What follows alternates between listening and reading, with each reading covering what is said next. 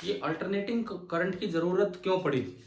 जब direct current अच्छा वाला चल रहा था और पूरे पावर हाउसेस डायरेक्ट करंट के बन चुके थे, फिर ये अल्टरनेटिंग करंट की ज़रूरत क्यों पड़ी? सबसे पहली बात तो अल्टरनेटिंग करंट और डायरेक्ट करंट में डिफरेंस क्या होता है, पहले हम ये समझें। एक वायर में अगर लगातार करंट एक ही डायरेक्शन में फ्लो करता रहे तो वो होता है आपका डायरेक्ट करंट। और अगर करंट बार बार अपनी डायरेक्शन चेंज करे, एक बार इधर गया एक बार इधर गया, वायर में बार बार करंट अपनी डायरेक्शन चेंज करे, तो ये होता है अल्टरनेटिंग करंट। डीसी जब कभी जैसे शुरू में जनरेट हुआ तो एक्चुअली ये भी एक बहुत बड़ी बात थी और काफी पावर हाउसेज डीसी के अकॉर्डिंग बना लिए गए थे। थॉमस एल्वा एडिसन का भी काफी रोल था उनमें, लेकिन एक लिमिटेशन थी। डीसी की एक बड़ी भारी लिमिटेशन थी जिसपे एसी मददगार साबित हुआ। क्या लिमिटेशन थी डीसी की? कि बहुत लंबी दूरी तक डीसी को प्रोपेगेट नहीं किया जा पा रहा था, क्योंकि ज्यादातर पार्ट उसकी एनर्जी का हीट लॉस के रूप में नष्ट हो रहा था। तो हम आगे जो एनर्जी पहुंचाना चाह रहे थे बहुत ही कम था। एसी ने आके ये दिक्कत दूर की, क्योंकि एक ट्रांसफॉर्मर नाम की चीज होगी जो हम पढ़ेंगे इस चैप्टर में, that work only on AC not on DC. Mutual inductance पे बेस्ड होता है, खाली एसी पे काम करता है। तो धीरे धीरे आविष्कार हुए, ट्रांसफॉर्मर बना, पता लगा कि भाई ये एसी ज्यादा यूजफुल है। और इसीलिए हमारे घर में आज जो सप्लाई आती है पावर सिस्टम की तरफ से, पावर हाउसेज या सबस्टेशंस की तरफ से, हमारे घर में कौन सी सप्लाई आ रही है, एसी की डीसी? बोलिए। एसी। उसका रीजन यही है कि जहां बिजली बनती है वहां से लेके और हमारे घर तक, यहाँ के सबस्टेशंस तक एसी को पहुंचाना आसान है विदाउट लॉस। और ये वाला पार्ट हम कभी एक बार पहले सेकेंड यूनिट के टाइम, करंट इलेक्ट्रिसिटी के टाइम पढ़ भी चुके हैं कि बहुत हाई वोल्टेज पे अगर आप पावर को ट्रांसमिट करते हो तो एनर्जी लॉस बहुत ही कम होता है। For a given power generated, the power loss in the form of heat is inversely proportional to transmission line voltage square. पढ़ा है कि नहीं पढ़ा हमने ये, या मैं रिपीट करूं वो चीज? चलो, क्योंकि हम शुरुआत कर ही रहे हैं तो एक बार मैं बता भी देता हूं कि किस तरह से ये चीज है। सेकेंड यूनिट के टाइम ये बात आई थी।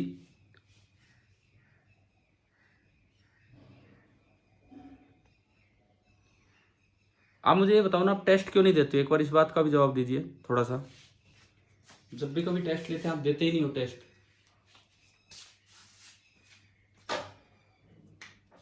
देखिए, एक बार हम आपको ये दिखाएं कि एसी की क्या इंपॉर्टेंस है, तो हम पावर ट्रांसमिशन से शुरुआत कर रहे हैं। हम सीधी शुरुआत ही पावर ट्रांसमिशन से कर रहे हैं। होता क्या है, देखो, शुरू में पावर जनरेट होती है। मे भी ये चीज कभी पहले पढ़ भी लियो तो कोई बात नहीं, अभी समझिए दोबारा से। मैं अगर हरियाणा की बात करूं तो एचपीजीसीएल जो कंपनी है वो पावर जनरेशन का काम करती है। Haryana power generation corporation limited. करवा दिया ये वाला काम सर? हाँ जी। रितु की एंट्री नहीं हो रही यार, विजेंद्र सर को बोलो, उनके नंबर रखा करो ना, जिसकी एंट्री ना हो विजेंद्र सर के नंबर रखे और एक्चुअली उन्हें कॉल करे। कोई ना, अभी वो देखेंगे तब हो जाएगी। मैं तो कर नहीं सकता, मैं होस्ट नहीं हूं इस चीज का। करवा दिया सर ये। ठीक है ठीक है ठीक है। देखिए, अब इधर सुनिए। पावर ट्रांसमिशन से हमें समझ में आएगा कि एसी की इंपॉर्टेंस क्या है। HPGCL, Haryana power generation corporation limited, इसने एक काम किया, इसने केवल और केवल पावर जनरेट की। इसने पावर जनरेशन का काम किया, लेकिन ये जो पावर जनरेट होती है ये बहुत ही लो वोल्टेज पे होती है। सपोज कीजिए यहां वोल्टेज है V1, लगभग 440 वोल्ट के आसपास, इतने कम वोल्ट पे, ये बहुत ही लो वोल्टेज पे हुई और वोल्टेज है V1। अब डीसी होता है तो उस पर ट्रांसफॉर्मर काम नहीं करता है। ट्रांसफॉर्मर क्या होता है हम इस चैप्टर में पढ़ेंगे। एक स्टेप अप ट्रांसफॉर्मर जो वोल्टेज लेवल बढ़ाता है, सबसे पहले वो लगा दिया जाता है।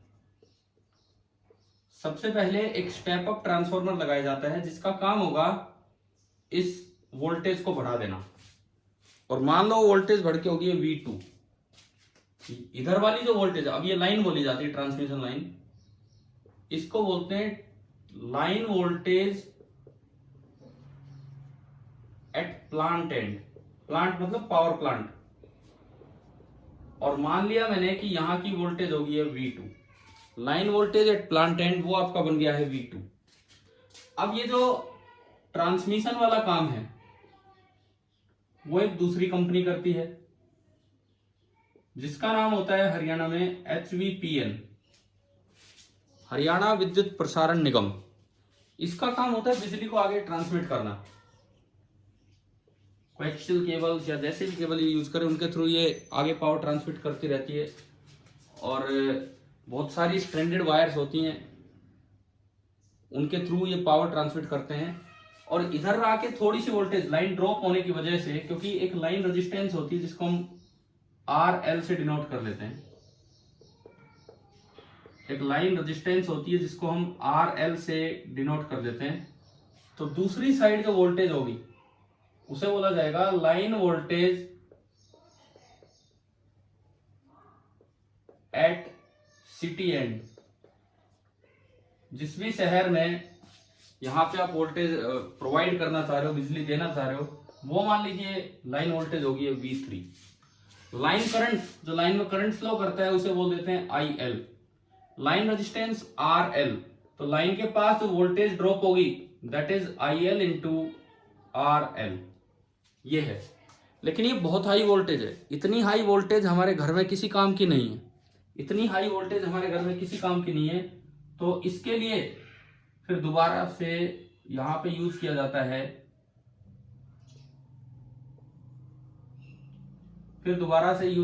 है, स्टेप डाउन ट्रांसफार्मर। ट्रांसफार्मर एक ऐसी डिवाइस है जो AC पे काम करती है, DC पे नहीं करती है। क्यों, ये हम पढ़ेंगे ट्रांसफार्मर के समय। और इसका काम है या तो वोल्टेज लेवल अप करना या वोल्टेज लेवल डाउन करना। पावर नहीं बढ़ाता ये पावर एनर्जी नहीं बढ़ाता, जितनी एनर्जी इनपुट है उतनी आउटपुट है। बस ये वोल्टेज लेवल इनपुट आउटपुट का चेंज करता रहता है इधर से उधर। कोई सोचे कि वोल्टेज लेवल बढ़ गया तो पावर बढ़ गई ना, बदले में उतना ही ये करंट कम करवा देता है, क्योंकि पावर का फॉर्मूला होता है V इंटू I। अगर ये वोल्टेज बढ़ाएगा तो करंट कम कर देगा। और ये यहाँ पे स्टेप डाउन ट्रांसफार्मर वोल्टेज कम कर देता है। जैसे मान लीजिए हाउस होल्ड वोल्टेज इसने बना दी, या मैं कहता हूं टाउन वोल्टेज इसने बना दी, city voltage, town voltage, that is V4, nearly 220 volt के आसपास। फाइनली 220 वोल्ट आता हमारे घर में। अब जो डिस्ट्रीब्यूशन का काम है, डिस्ट्रीब्यूशन का जो काम है उसको दो हिस्सों में बांटा गया है। सरकार ने उसके लिए दो कंपनियां निर्धारित कर रखी है वितरण के लिए, डिस्ट्रीब्यूशन के लिए। एक कंपनी को बोला जाता है UHBVN और एक कंपनी को बोला जाता है DHBVN, दक्षिणी हरियाणा बिजली वितरण निगम और उत्तरी हरियाणा बिजली वितरण निगम। ये नाम भी हिंदी में है, देखो ये इंग्लिश में नाम है, Haryana power generation corporation limited, Haryana विद्युत प्रसारण निगम, उत्तरी हरियाणा बिजली वितरण निगम एंड दक्षिणी हरियाणा बिजली वितरण निगम। इस कंपनी का काम है पावर जनरेशन, इसका काम है पावर ट्रांसमिशन एंड इसका काम है पावर डिस्ट्रीब्यूशन। ये तीनों के काम है। अगर हमारे घर में सप्लाई नहीं आ रही है या कहीं कोई फॉल्ट है तो हम बताओ किसको कंप्लेंट करने जाएंगे इन चार कंपनीज में से? मतलब डिपेंड करता है आप हरियाणा के किस हिस्से में हो। अगर आप दक्षिणी हरियाणा में हो तो ये कंपनी मिलेगी, उत्तरी हरियाणा में हो तो ये गवर्नमेंट कंपनीज हैं।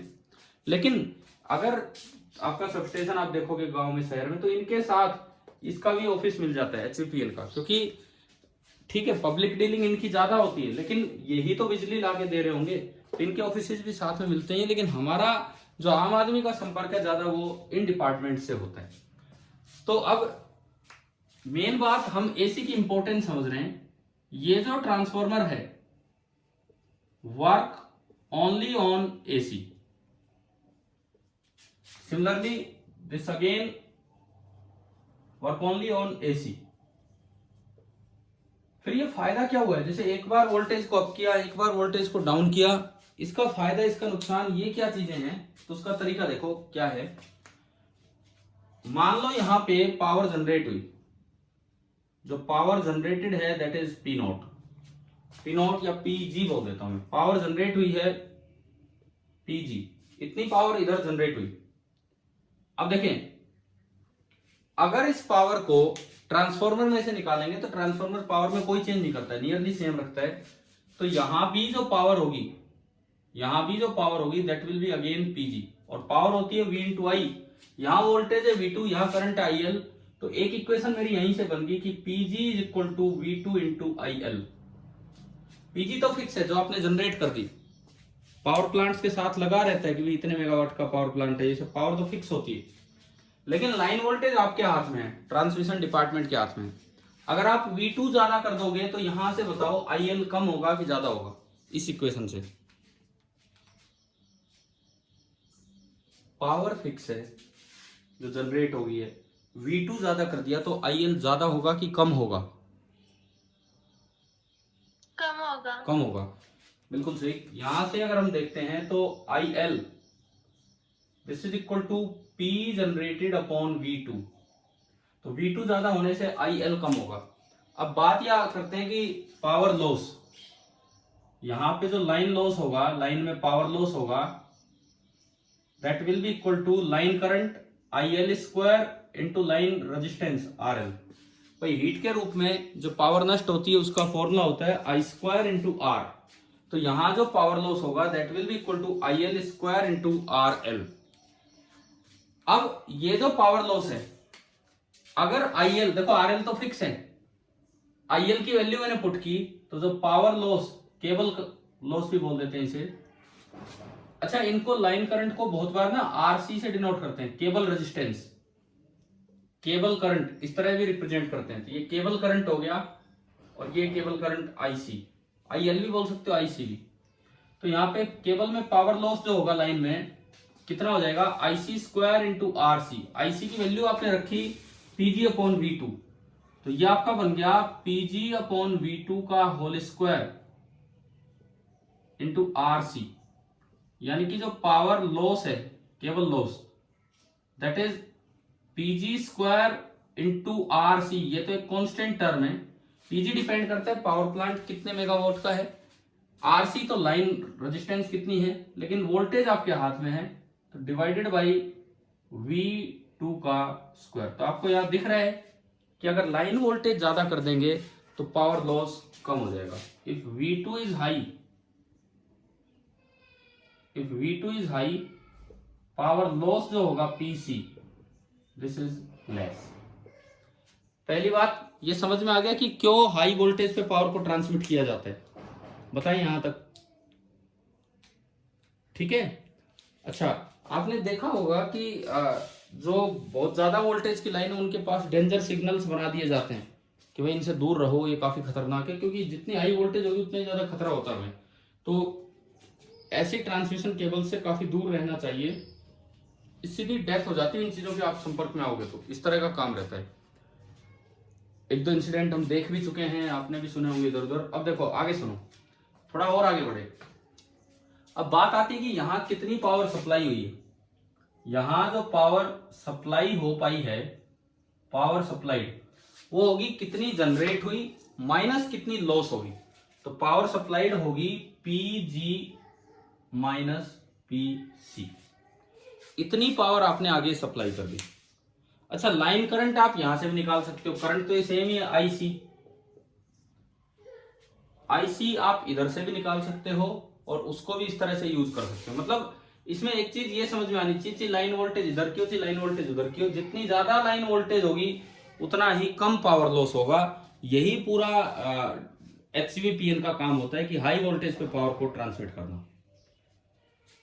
चलो ये बताओ, क्या ये आ गया समझ में यहां तक, ठीक है। अच्छा, अगर कोई समझना चाहे V3 कितना होगा, V2 V3 में ये रिलेशन है, यहाँ इतना ड्रॉप हो गया, यहाँ इतना ड्रॉप हो गया, यानी कि V2 V3 से इतना ज्यादा होगा। It means V2 minus V3, V2 minus V3 is equal to IL into RL। ये यहाँ पे वोल्टेज लॉस है। अच्छा, अगर इस ट्रांसमिशन सिस्टम की एफिशिएंसी पूछी जाए, अगर इस ट्रांसमिशन सिस्टम की एफिशिएंसी पूछी जाए, एफिशिएंसी ऑफ ट्रांसमिशन, तो वो कितनी होगी? एफिशिएंसी का मतलब है कि भाई कितनी पावर आप ट्रांसमिट कर पाए हो, कितनी आपने जनरेट की थी। यानी कि एफिशिएंसी का मतलब होगा power supplied divided by power generated, और परसेंटेज में चाहिए तो into 100। This is called the efficiency of the transmission system. अब एक बार मुझे ये बताओ, क्या ये यहां तक समझ में आ गया है कि नहीं? हाँ भाई बोलो, पावर ट्रांसमिशन समझ में आया किस तरह से होता है हाई वोल्टेज पे? Yes sir. ठीक है। अब एक काम कीजिए, एनसीईआरटी बुक निकालिए आप, चैप्टर 7 अल्टरनेटिंग करंट निकालो एक बार। NCERT book chapter 7 alternating current.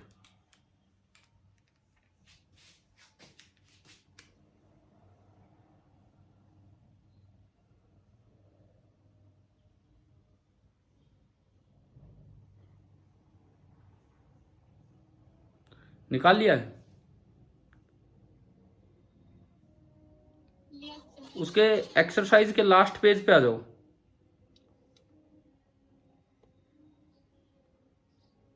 Exercise के लास्ट पेज पे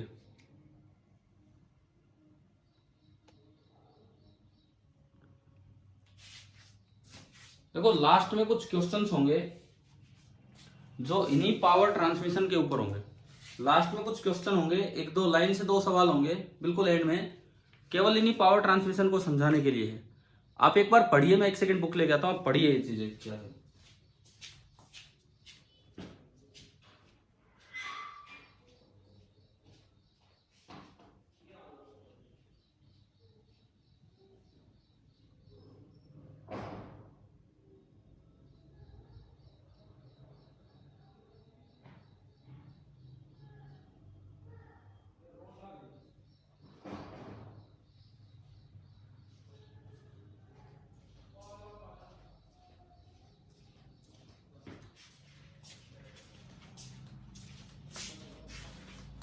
पेज नंबर 268 पे क्वेश्चन नंबर 7.25 25th क्वेश्चन, ये देखते हैं।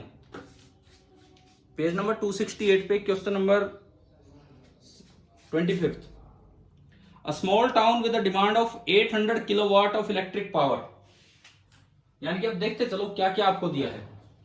जो पावर डिमांड है वो है 800 किलोवाट, मतलब यहां जो पावर आ रही है दिस इज 800 किलोवाट, जो पावर इधर सप्लाई होनी है, ये आपको क्वेश्चन में दिया गया है।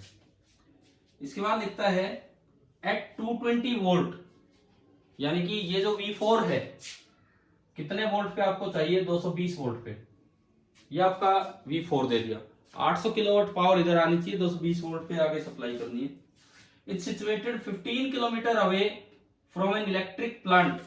एक प्लांट है, प्लांट से और आपके टाउन की दूरी है 15 किलोमीटर, मतलब ये डिस्टेंस हमें दे दी 15 किलोमीटर। देखो इस डायग्राम से रिलेट करके चलो तो अच्छे से सवाल समझ में आएगा। यहां तक क्लियर हो रहा है ना? ये चीज मैं कभी करंट इलेक्ट्रिसिटी के टाइम आपको करवा चुका हूं, एक रिपीटिशन है तो ढंग से सीखिए। अब तो 15 किलोमीटर ये लंबी दूरी है। The resistance of A 2 wire line, एक 2 वायर लाइन जा रही है। 2 वायर लाइन का मतलब है कि 15 किलोमीटर अगर डिस्टेंस है तो वायर की लेंथ 30 किलोमीटर होगी। 2 वायर लाइन का मतलब है कि 15 किलोमीटर डिस्टेंस अगर दोनों के बीच में है, जनरेटिंग स्टेशन और टाउन के बीच में, तो जो कंडक्टिंग वायर जाएगी उसकी लेंथ होगी 30 किलोमीटर, और जिससे पावर आगे भेजी जा रही है उसकी रेजिस्टेंस दी है 0.5 ओम पर किलोमीटर। 30 किलोमीटर टोटल लेंथ है, 30 किलोमीटर टोटल लेंथ है, और जो रेजिस्टेंस है वो 0.5 ओम पर किलोमीटर। तो 1 किलोमीटर की रेजिस्टेंस 0.5 ओम है, तो 30 किलोमीटर की कितनी होगी बताओ? बोलो। 15 ओम।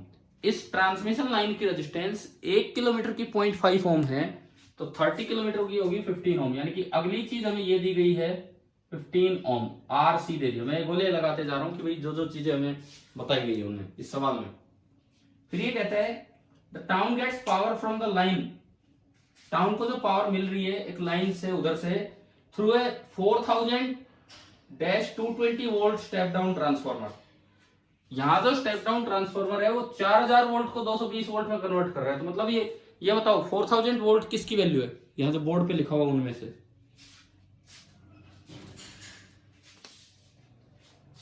भाई V4 220 वोल्ट है, तो 4000 क्या है अकॉर्डिंग टू क्वेश्चन?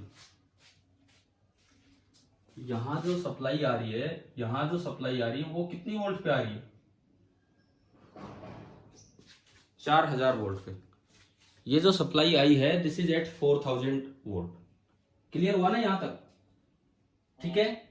इसके बाद सुनो, अब देखो बस जो गिवन है वो हो चुका। इन्होंने 3-4 बातें दी। 800 किलोवाट इधर की जो एनर्जी है, टाउन की डिमांड है वो है पावर। 220 वोल्ट V4 है, 4000 वोल्ट V3 है, और लाइन की रेजिस्टेंस पर किलोमीटर में देखे हमने निकाल लिया कि पर किलोमीटर उन्होंने दे रखा था, तो RC आ गया 15 ओम। ये सारी वैल्यूज हमें पता लग चुकी हैं यहां तक।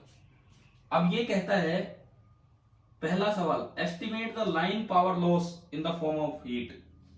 लाइन पावर लॉस आपको निकालना है। लाइन पावर लॉस का मतलब है IC square into RC। RC तो है हमारे पास, IC नहीं पता। मैंने अभी थोड़ी देर पहले एक बात बोली थी, IC आप इधर से भी निकाल सकते हो, पावर बराबर वोल्टेज इंटू करंट। IC आप इधर से भी निकाल सकते हो, पावर बराबर वोल्टेज इंटू करंट। किस साइड, हाँ किस साइड से निकालना चाहिए मुझे, टाउन एंड से कि प्लांट एंड से? IC की वैल्यू टाउन एंड से निकलेगी या प्लांट एंड से निकलेगी इस क्वेश्चन में जो गिवन इन्फॉर्मेशन उससे? टाउन एंड से। टाउन एंड से, ठीक है। पावर इधर पहुंच रही है 800 किलोवाट, मतलब ये पावर, और वोल्टेज इधर ये है, तो P बराबर VI। इधर अगर आप करेंगे इस साइड, तो जो IC होगा इधर से निकालो तो उधर से वो तो सेम होगा। इधर से जब आप IC निकालोगे तो P 800 किलो मतलब 10 to power 3 upon V 4 into 10 to power 3। ये गया तो ये आ रहा है 200 एम्पियर। जो करंट आया लाइन में, जो करंट आया वो आ गया 200 एम्पियर। तो लॉस आ गया आपके पास, लॉस आ ही गया। देखो 200 का स्क्वायर इंटू 15, 200 का स्क्वायर मतलब 4 इंटू 10 टू पावर 4 और इंटू 15, 15 4 60, कितना 60 इंटू 10 टू पावर 4, यानी कि 600 किलोवाट हो गया। यानी कि इस सवाल में जो लाइन लॉस आया, लाइन लॉस आपके पास आ गया 600 किलोवाट। बताओ समझ में आया कैसे निकाला हमने? ये पिक्चराइजेशन होगी दिमाग में तो तुरंत होगा, नहीं तो फिर अटके रहेंगे कहाँ क्या हो रहा है क्या नहीं हो रहा है। तो अब एक चीज और, ये तो इसका फर्स्ट पार्ट हुआ। Second part, how much power must the plant supply. ये लीकेज नाम के भी कोई लॉस होते हैं, तो वो कोई लॉस हो नहीं रहा, मतलब खाली हीट लॉस हुआ है। तो बताओ कितनी पावर इधर से प्लांट को जनरेट करनी पड़ेगी?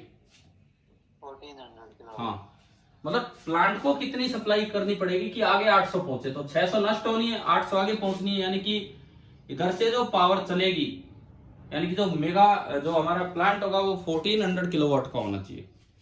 क्या ये आ गया यहां तक समझ में? ठीक है। अगला एक और है, characterize the step up transformer at the plant. ये प्लांट पे जो ट्रांसफॉर्मर है ये कितने को कितने वोल्ट में कन्वर्ट कर रहा होगा, ये और आपको बताना है। जनरेट कितने वोल्ट पे हो रहा है? 440। क्वेश्चन में दिया है कि जो जनरेटिंग वोल्टेज है दैट इज 440 वोल्ट। तो हमें बताना है कि ये 440 को कितने में कन्वर्ट कर रहे हैं। तो अब इधर लगा दो P बराबर V इंटू आई, उससे इधर की V आ जाएगी। इधर लगा दीजिए P बराबर V इंटू आई। कैसे? पावर ये तो अभी निकाला हमने 1400 किलोवाट बराबर V हमें चाहिए इधर का V2, आई वही लाइन करंट है। लाइन करंट कितना था उधर देखा था अभी, तो देखो ऊपर लिखा हुआ है लाइन करंट कितना था 200 एम्पियर। तो इंटू 200, 2 से 2 गया 7, 20 से 20 गई 7000 किलो हटाओगे तो V2 आ रहा है 7000 वोल्ट। यानी कि ये जो स्टेप अप ट्रांसफॉर्मर है ये 440 वोल्ट को कितने में कन्वर्ट कर रहा है? 7000 वोल्ट में कन्वर्ट कर रहा है। अभी बताओ क्या ये पूरा क्वेश्चन समझ में आया कि नहीं आया? लास्ट टाइम हमने जब ये चीजें कभी सेकंड यूनिट में पढ़ी होंगी तो हमने ट्रांसफॉर्मर को अवॉइड किया होगा, क्योंकि उस वक्त हम ये नहीं पढ़ते step up transformer step down, वो इस चैप्टर में यूज होगा, वो यहाँ पे हम पढ़ेंगे। अच्छा, अगर इसकी एफिशिएंसी पूछ ली जाए इस सिस्टम की, तो एफिशिएंसी तो देखो पावर सप्लाई कितनी हुई है 800, किलो से किलो कट जाएगा। पावर जनरेट कितनी हुई थी 1400 और इंटू 100, इतने परसेंट ये सिस्टम की एफिशिएंसी आ जाएगी। पूछा जाए लाइन लॉस कितना परसेंट हुआ, लॉस कितना परसेंट हुआ, तो 600 अपॉन 1400 इंटू 100, इस तरह से परसेंटेज निकाल ली जाती। तो ये यूं बताओ, ये एक अच्छा सिस्टम है या खराब सिस्टम है ट्रांसमिशन सिस्टम?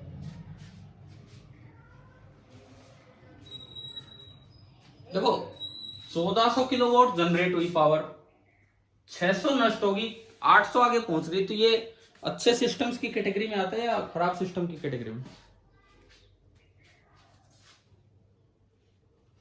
भाई 1400 किलोवाट में से 600 नष्ट होगी, नियरली 50%, 700 के आसपास तो आपने खराब ही कर दिए। तो मैं पूछ रहा हूं कि ये तो अच्छा सिस्टम नहीं होगा ना, समझ में आ रहा है? 1400 जनरेट करके आप 800 आगे पहुंचा रहे हो, तो फिर फायदा क्या है इतनी पावर जनरेट करने का? ठीक है। अब अगर सिस्टम की एफिशिएंसी बढ़ानी हो तो क्या करना चाहिए? एचपीपीएल का यही काम है। अगर सिस्टम की एफिशिएंसी बढ़ानी है तो लाइन वोल्टेज को बहुत हाई कर दो, लाइन वोल्टेज हाई करते ही सिस्टम की एफिशिएंसी बढ़ जाएगी। इसी चीज को समझाने के लिए एनसीईआरटी ने अगला क्वेश्चन दिया है। नेक्स्ट देखिए 7.26, बुक में ध्यान दो एक बार और मुझे बताओ कि चेंज क्या है 26 में, चेंज क्या है? आप एक बार पढ़ के यूं बताओ कि क्या चेंज, और सोचिए इसमें क्या है।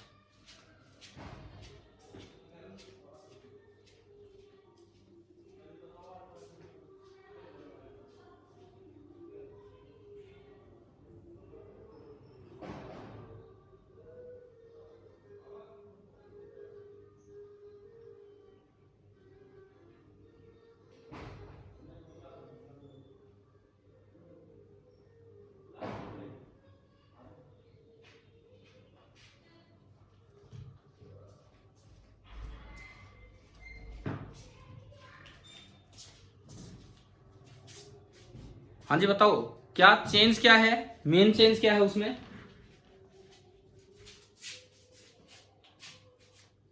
बोलिए क्या चेंज है, फिर उसी के अकॉर्डिंग तो क्वेश्चन दोबारा से रिपीट होगा।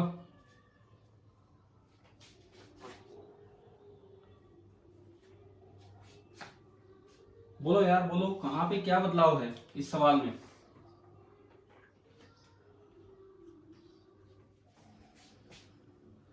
हाँ भाई, कोई बच्चा बोल नहीं रहा है, क्यों?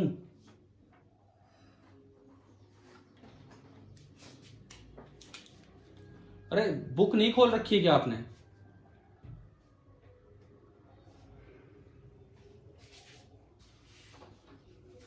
बुक नहीं? हाँ तो बताओ, 4000 से 40,000, मतलब इन्होंने लाइन वोल्टेज बहुत हाई कर दी। इन्होंने चेंज एक ही किया है कि लाइन वोल्टेज बहुत हाई कर दी, और उसका फायदा अब दिखेगा। ये कहता है कि do the same exercise as above with the replacement of earlier transformer by a 40,220 volt step down transformer. Leakage loss जैसी चीजें हमें नहीं पढ़नी है, उस तरह की कोई चीज हम नहीं पढ़ रहे, केवल हीट लॉस ही पढ़ रहे हैं यहाँ पे। देखो अगर आप 4000 की बजाय 40,000 वोल्ट करते हैं, पहला बदलाव करंट में फर्क पड़ गया, करंट में फर्क पड़ गया। 800 किलोवाट पावर सप्लाई हो रही है 40,000 वोल्ट पे, तो करंट में फर्क ये पड़ गया कि डिवाइड बाई 4 इंटू 10⁴ आएगा, तो एक जीरो कम हो जाएगी।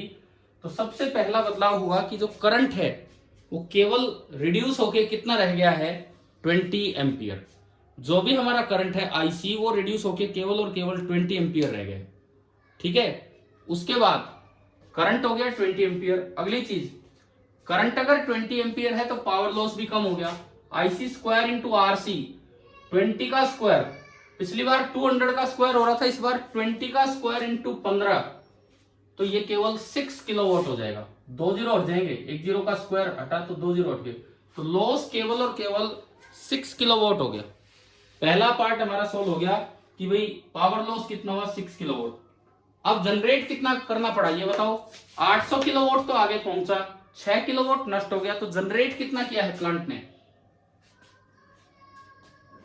बोलो बोलो,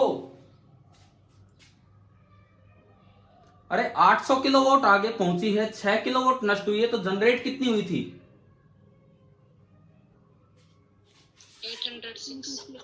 तो यार इतनी देर क्यों लेते हो बोलने में, आप बताओ ना। 806, तुरंत जवाब दिया करो ना आप। 806 किलोवाट पावर जनरेट हुई। पिछली बार 1400 जनरेट हो रही थी, इस बार 806 किलोवाट पावर जनरेट हुई। ये सेकंड पार्ट हो गया। Third part, characterize the step up transformer at the plant. ये 440 से कितने वोल्ट पे बनी होगी ये स्टेप अप, ये यहीं से पता लग जाएगा। देखो आपको पिछली बार मैंने वोल्टेज निकालने का तरीका बताया था, पावर बराबर V इंटू आई से। इस बार दूसरे तरीके से बताता हूं, इधर से देखो, इस तरीके से IL इंटू RL, ये लॉस है। IL करंट है इस बार केवल 20 एम्पियर, और ये है 15 ओम। 20 गुना 15 कितना हो गया? I इंटू R या IC इंटू RC, कितना लॉस हो रहा है बताओ? 300 वोल्ट। 300 वोल्ट का यहाँ लॉस हुआ, और तब आगे वोल्टेज 40,000 वोल्ट है, तो यहाँ कितनी वोल्टेज थी कि इतना लाइन ड्रॉप हो गया? अगर यहाँ 300 वोल्ट रहेगी और आगे 40,000 वोल्ट पहुंच रही है, इसका मतलब यहाँ पे जो वोल्टेज थी कितनी थी? 40,300।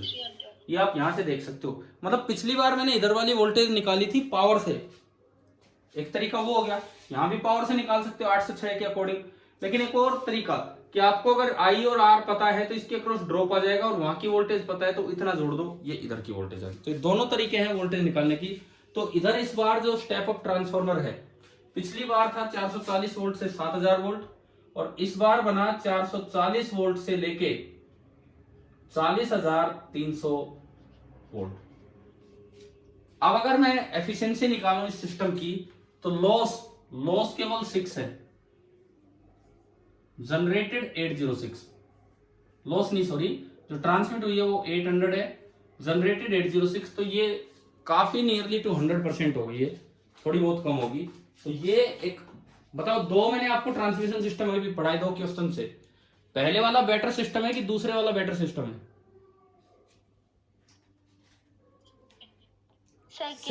सेकंड वन में लॉस काफी कम है, 806 जनरेट की जिसमें 6 ही लॉस हुई, 800 आगे पहुंच गई। पिछले वाले में 1400 जनरेट की थी जिसमें 600 नष्ट हो गई थी। तो अब आप ये बताओ, हमने एसी की शुरुआत एसी की इंपोर्टेंस से की है कि एसी क्यों इंपॉर्टेंट है? क्योंकि ट्रांसफार्मर एसी पे काम करते हैं। ट्रांसफार्मर क्यों इंपॉर्टेंट है? क्योंकि हाई वोल्टेज पे पावर ट्रांसमिट करोगे तो लॉस बहुत ही कम होगा। और ये जो दोनों क्वेश्चंस हैं बहुत अच्छे लेवल के क्वेश्चंस में काउंट होते हैं, बिकॉज बच्चा ये क्वेश्चन तभी कर पाता है जब उसके सामने पिक्चर क्लियर हो कि भाई क्या हो रहा है क्या नहीं हो रहा है। और एक बार 2013-14 के आसपास तो ये एज इट इज ये पूरा सवाल जेईई एडवांस में आ गया था। तो जेईई एडवांस में आ चुका, तो हमारे पीएमटी में भी एक बार ये नहीं एग्जैक्टली ये नहीं, लेकिन इस तरह का सवाल आ चुका है कि लाइन लॉस पूछा गया है। तो पहले आपको कहीं से करंट ढूंढना होगा, बिल्कुल मतलब वैल्यूज थोड़ी अलग थी लेकिन कॉन्सेप्ट यही था, इस तरह का काम। तो भाई एसी समझ में आया कि एसी को प्रेफर क्यों किया जाता है, ठीक है। अब ये चीज ये 2-1 साल पहले बोर्ड एग्जाम में भी आए थे यही सवाल, किस तरह से देखो एक बार आप वो, मैं एक पेज नंबर बोल रहा हूं उस पर आप आना, एनसीईआरटी बुक में ही पेज नंबर 106, एनसीईआरटी बुक में ही पेज नंबर 106 निकालें, थर्ड चैप्टर के इस समय वहां पे।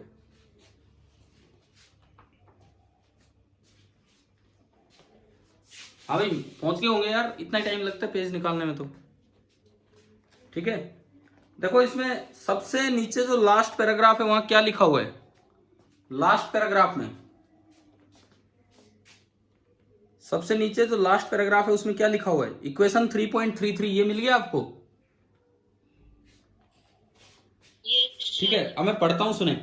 This equation as an important application, ये इक्वेशन यही है, P बराबर V² वाली। This equation as an important application in power transmission. Electrical power is transmitted from power station to home and factories.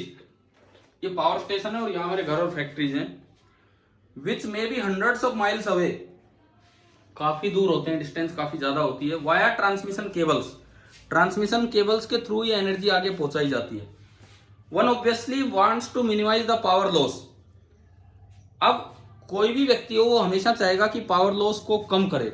One obviously wants to minimize the power loss in transmission cables connecting the power stations to homes and factories. हमारी यही कोशिश होती है कि यहां से वहां loss कम हो। We shall see now how this can be achieved. अब ये देखते हैं कि कैसे अचीव होगा। Consider a device R to which power P is to be delivered via transmission cable having resistance R C. Cable की रेजिस्टेंस है R C और आगे जो डिवाइस है उसकी रेजिस्टेंस है आर। केबल की रेजिस्टेंस है R C. If V is the voltage across R and I is the current through it, then P is equal to V into I। ये कह रहा है आगे कितनी पावर भेजी जा रही है वो इस पे डिपेंड करेगा कि आगे कितनी वोल्टेज और कितना करंट है, तो पावर होगी V into I। अच्छा, the connecting wires from the power station to the device as a finite resistance RC। इस लाइन की रेजिस्टेंस है RC। आगे लिखता है the power dissipated in the connecting wire which is wasted as power loss PC, वो दिया है PC is equal to IC square into RC। बताओ ये वाली टर्म आ गई आपको समझ में? PC is equal to IC square into RC। और इन्होंने I की वैल्यू वहां से निकाल ली। उधर से निकाल लो चाहे इधर से निकाल लो, बात एक ही है। हमने इधर से निकाली, क्वेश्चन में उधर से भी निकाली, एक्सप्रेशन में इधर से निकाली, क्वेश्चन में, तो इन्होंने उधर से निकाल ली और ये पावर लॉस आया P square into RC upon V square. फिर ये लिखता है लास्ट में, ये लगभग इस तरह का ही ये एक्सप्रेशन आ गया है। Thus to derive a device of power P, the power wasted in the connecting wire is inversely proportional to V square। देखो इन्होंने उधर क्या पावर पहुंची उसको P बोला है, हमने इधर क्या जनरेट की उसको PG बोल दिया। बात एक ही है, हमने इधर की लाइन वोल्टेज ली, उन्होंने उधर की लाइन वोल्टेज ली। तो क्वेश्चन में दोनों यूज हो चुके हैं। तो ये दिख रहा है कि अगर PC आप लो करना चाहते हो तो V को ट्रांसमिशन लाइन वोल्टेज को रखो। अब जो बोर्ड में क्वेश्चन आया था ये वाला आ गया था एक बार कि कॉमन साइट, ये नीचे लिखा है, and this is the reason for the high voltage danger signs on transmission line. Transmission lines पे बहुत हाई वोल्टेज डेंजर साइन बने होते हैं। Common sight as we move away from the populated areas. आप अगर पॉपुलेटेड एरिया से थोड़ा दूर जाते हैं तो वहां ट्रांसमिशन केबल्स होती हैं और उन ट्रांसमिशन केबल्स पे आपको वो डेंजर सिग्नल्स बने मिल जाते हैं। Usually electricity at such voltage is not safe. इतनी हाई वोल्टेज पे इलेक्ट्रिसिटी सेफ नहीं है। And hence at the other end, a device called a transformer, step down transformer जो है, it lowers the voltage to a value suitable for use। देखो ये अगर इतनी हाई वोल्टेज घर में आ जाए तो क्या हो जाएगा? पहले ये बताओ, ये मैंने 2-4 लाइनें पढ़ाई। कोई भी बच्चा जब ये लाइन अपने आप पढ़ता है पहली बार इस चैप्टर में तो समझ में नहीं आता है भाई ये हो क्या रहा है। कहीं तो पावर में वोल्टेज ऊपर आ रही है, कहीं नीचे आ रही है। कंफ्यूजन यही तो हो जाता है, कहीं तो पावर में वोल्टेज ऊपर आ रही है, कहीं नीचे आ रही है। लेकिन मुझे लगता है कि शायद आपको अब तो ये बिल्कुल क्लियर हो चुका होगा कि ये मैटर क्या है। दूसरी बात ये लिखता है इसमें कि इतनी हाई वोल्टेज घर के लिए सेफ नहीं है। अगर घर में इतनी हाई वोल्टेज आ जाए बाई चांस तो क्या होगा बताओ? ये 40-40 हजार वोल्ट इस तरह की वोल्टेज या 11,000 वोल्ट इस तरह की लाइन अगर घर में डायरेक्ट आ जाए बिना स्टेप डाउन ट्रांसफार्मर के तो दिक्कत क्या होगी? दिक्कत क्या होगी कि आपके जो डिवाइसेज हैं जो ऑफ पड़े हैं वो भी ऑन हो जाएंगे। मतलब ये क्या हो गया? ऐसे बटन ऑन नहीं होगा, बटन थोड़ी स्विच थोड़ी ऑन होगा। जो ऑफ है आपने तो स्विच ऑफ कर रखा है, स्विच ऑफ है तो मतलब बीच में कहीं ना कहीं एयर होगी उन दो कॉन्टेक्ट पॉइंट्स के बीच में। इतनी हाई वोल्टेज आएगी कि वो एयर का ब्रेकडाउन कर देगी। इतनी हाई वोल्टेज आएगी कि वो एयर का ब्रेकडाउन कर देगी, जिससे जो एयर है वो कंडक्टिंग बन जाएगी। एयर का ब्रेकडाउन होने से एयर कंडक्टिंग बनेगी और एयर अगर कंडक्टिंग बन जाएगी तो वहां से करंट फ्लो कर जाएगा। तो चाहे बाहर से स्विच ऑफ दिख रहा हो लेकिन वो चीज अपने आप ऑन हो जाती है। और इतनी हाई वोल्टेज पे के लिए वो बनी नहीं थी तो कहीं ना कहीं वो अपनी लिमिट क्रॉस कर जाती है। इसमें इतना हीट जनरेट हो जाती है कि वो नष्ट हो जाती है। ऐसा 1-2 बार हो जाता है घरों में। हमारे जैसे आसपास दूर से 11,000 वोल्ट की लाइन जा रही है, एक दिन गलती से वो 220 वाले के संपर्क में आ गई वो लाइन, तो हमारे घर में वो 11,000 वोल्ट की लाइन आ गई थी। फ्रिज जो रेफ्रिजरेटर होता है, कंप्यूटर, 2 चीजें, टीवी कोई चल नहीं रहा था लेकिन वो खराब भी नहीं हुआ। रेफ्रिजरेटर और कंप्यूटर 2 चीजें बिल्कुल खराब हो गई थी 11,000 वोल्ट की लाइन आने से। तो इसीलिए घर में तो केवल 220 वोल्ट से ही काम चलाना चाहिए। चलो अब ये बताओ, क्या इतना कॉन्सेप्ट जिसमें हमने लगभग 40-45 मिनट लगाए, कि यहां तक समझ में आया कि नहीं आया? हाँ भाई बोलो। ठीक है, हमने इस चैप्टर की शुरुआत थोड़ा अलग कॉन्सेप्ट से की है कि एसी की जरूरत क्यों पड़ी। अब बात आती है कि ठीक है इतना अच्छा कॉन्सेप्ट है तो इसमें एक बड़ी बेहतरीन डिवाइस का यूज हो रहा है जिसको हमने क्या नाम दिया है? ट्रांसफार्मर। हम एसी सर्किट्स पे चलेंगे, लेकिन सर्किट से पहले मैं कुछ और बेसिक सी बातें आपको बता रहा हूं। अब हम ट्रांसफॉर्मर्स के बारे में अगर जानना चाहें, ट्रांसफॉर्मर काम कैसे करता है, बड़ी डिटेल में पढ़ेंगे, पूरा एक लेक्चर तो इस पे जाएगा ही जाएगा ट्रांसफॉर्मर पे। लेकिन अभी के लिए आप इतनी बातें याद रखो, ट्रांसफॉर्मर का वर्किंग प्रिंसिपल होता है म्यूचुअल इंडक्टेंस। क्या था म्यूचुअल इंडक्टेंस? म्यूचुअल इंडक्टेंस का मतलब बताओ आप, अगर आपको ध्यान हो, कि जैसे अगर मैंने दो कॉइल्स ले ली, दो कॉइल्स लेने के बाद एक कॉइल में अगर मैं करंट भेजता हूं और वो टाइम के साथ चेंज हो, तो दूसरी कॉइल में करंट अपने आप इंड्यूस हो जाएगा, है ना भाई? आ गया कि नहीं आया समझ में क्या होता है? ठीक है, इसी फिनोमिना की मदद से ट्रांसफॉर्मर स्टेप अप बन जाता है, स्टेप डाउन बन जाता है। वो हम देखेंगे किस तरह ट्रांसफॉर्मर काम करता है, बड़ा अच्छा टॉपिक है। लेकिन अभी के लिए ट्रांसफॉर्मर पढ़ने से पहले थोड़ा जनरल एसी के बारे में पढ़ते हैं कि अल्टरनेटिंग करंट किस तरह का होता है, जनरल एसी किस तरह का होगा, उसके बारे में हम चलते हैं। चलो मैं इसको मिटा देता हूं।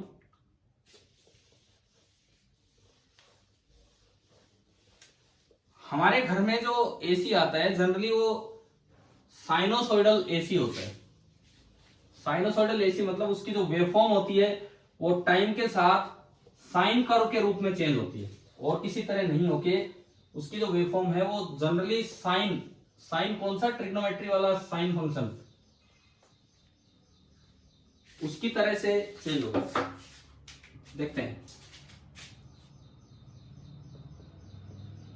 हम पढ़ रहे हैं general sinusoidal AC alternating current, general sinusoidal alternating current. देखो सबसे पहली बात, ये मैंने साइनोसॉइडल पे ही क्यों गया, होने को तो ट्रायंगुलर रेक्टेंगुलर कैसा भी हो सकता है। एक मैथमेटिक्स में एक चीज आती है फोरियर एनालिसिस, मैथमेटिक्स में एक चीज आती है फोरियर एनालिसिस, जो कभी हो सकता है मैंने एसएचएम के टाइम ये नाम लिया हो, पिछली साल कभी नाम आया है सिंपल हार्मोनिक मोशन के समय, है ना? तो फोरियर एनालिसिस क्या बताता है हमें कि कोई भी एनालॉग कर्व हो, कोई भी कंटिन्यूअस कर्व हो, वो डिफरेंट फ्रीक्वेंसीज के साइन कर्व्स को मिलके ही बनता है। मतलब फोरियर एनालिसिस की एक स्टेटमेंट है कि ऑल द एसी वेवफॉर्म्स, अब ऑल द एसी वेवफॉर्म्स का क्या मतलब है? मतलब वो कंटिन्यूअस हो और वो बार बार पॉजिटिव नेगेटिव इस तरह की बन रही हो, कैसी भी हो सकती हो फॉर्म उसकी, फॉर एग्जांपल ट्रायंगुलर, रेक्टेंगुलर, किसी भी तरह की, कभी पॉजिटिव कभी नेगेटिव, इस तरह से वो चेंज हो रही है। जितनी भी ये एसी वेवफॉर्म्स होती हैं, रेक्टेंगुलर, ट्रायंगुलर, ये सारी कैसे बनती है? दे कैन बी फॉर्म्ड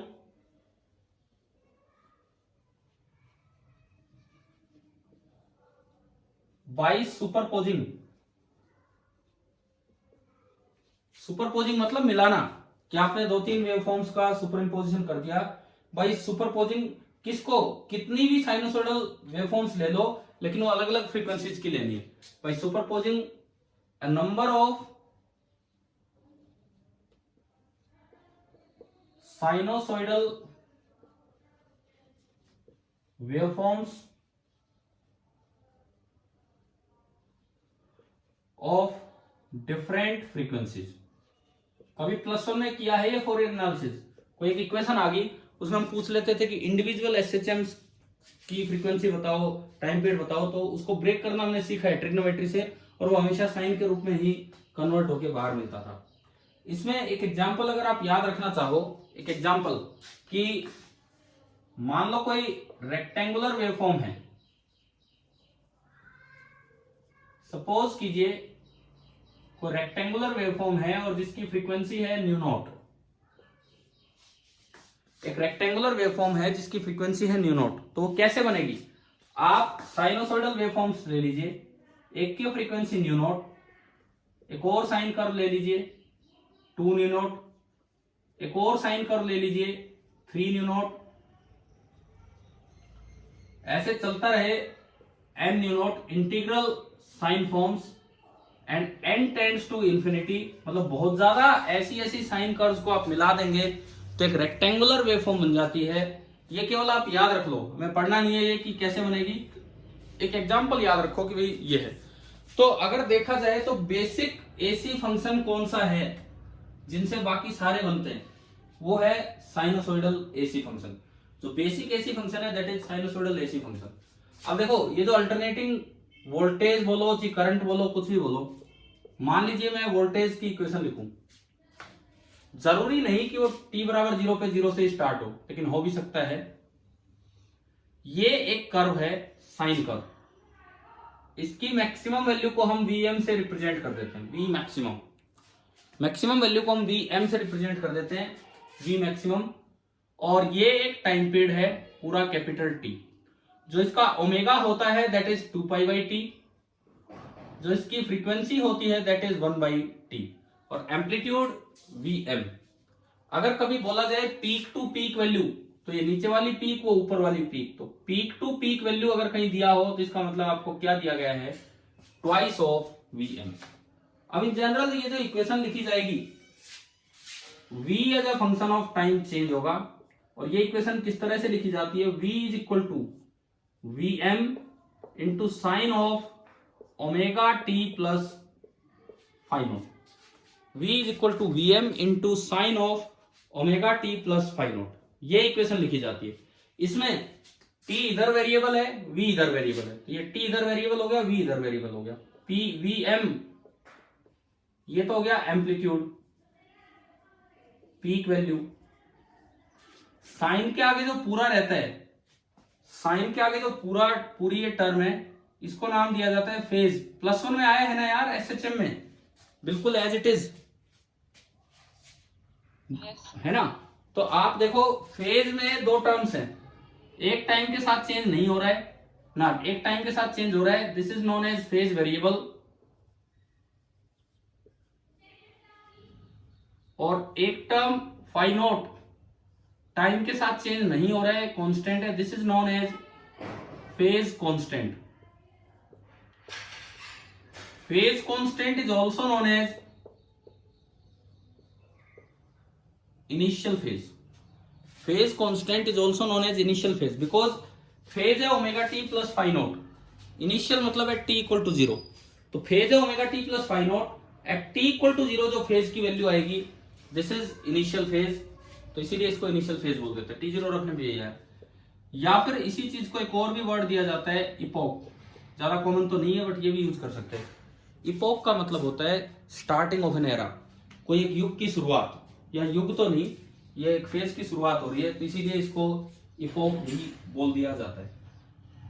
ये एक जनरल इक्वेशन है। अब देखो 4 बातें जो हम एसएचएम के टाइम याद रखते हैं, अगर t बराबर 0 पे ये ग्राफ 0 से स्टार्ट हो रहा है और पॉजिटिव की तरफ चला है तो इनिशियल फेज होता है 0। अगर t बराबर 0 पे ये ग्राफ 0 से स्टार्ट हो रहा है और पॉजिटिव की तरफ बढ़ रहा है तो इनिशियल फेज फाई नोट होगा 0, और ये ओनली साइन आ जाता है।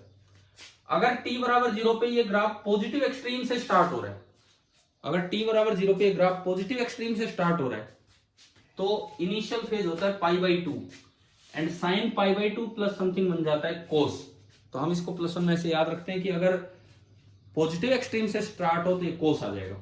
तीसरी चीज, अगर t बराबर 0 पे ये ग्राफ 0 से ही स्टार्ट हो रहा है लेकिन नीचे जा रहा है, 0 से ही स्टार्ट हो रहा है लेकिन नीचे जा रहा है, तो इनिशियल फेज होगा पाई, और जब ये आप पाई रखेंगे तो ये खुल के minus pi minus sine omega t बन जाएगा। Sine 180 plus theta is minus sine theta, तो ये इक्वेशन बनेगी v बराबर minus Vm sine omega t, जो हम सीधा याद रखते थे +1 में कि मीन से स्टार्ट होगी और नीचे जाएगी। और चौथी चीज, अगर नेगेटिव एक्सट्रीम से स्टार्ट हो रहा है तो इनिशियल फेज है 3π/2 270 डिग्री, और उस केस में जब इसको सॉल्व करते हैं तो माइनस कोस बन जाता है। अब एक बात बताओ, क्या ऐसी बात है एसएचएम की याद आ रही है कि अगर 0 से और ऊपर जाए तो साइन, पॉजिटिव एक्सट्रीम से आए तो कोस, 0 से नीचे जाए तो माइनस साइन, और नेगेटिव एक्सट्रीम से आए तो माइनस कोस? क्या ऐसे कोई रिजल्ट याद है क्या हमें, है ना? तो वो आए कहां से, वो यहीं से आए कि इनिशियल फेज कितना है, वो सिंपली यहीं से आते हैं कि भाई इनिशियल फेज कितना है। 0 पे स्टार्ट हो रहा है, इस ये जो ग्राफ अभी दिखा रखा है इसमें बताओ आप कि इनिशियल फेज कितना है, जो ग्राफ अभी दिखाया हमने।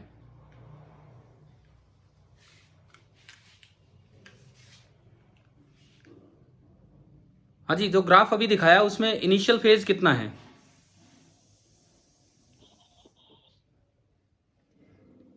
अरे बोलो यार, मैंने अभी तो समझाया। जीरो से स्टार्ट हो रहा है और पॉजिटिव की तरफ जा रहा है, तो इस ग्राफ में इनिशियल फेज कितना होगा? जीरो होगा। ठीक है, अगर जीरो से स्टार्ट होता नीचे की तरफ जा रहा होता तो इनिशियल फेज होता पाई। चलो ठीक है, ये वही फेज की तरफ से इक्वेशन हमने बताई आपको।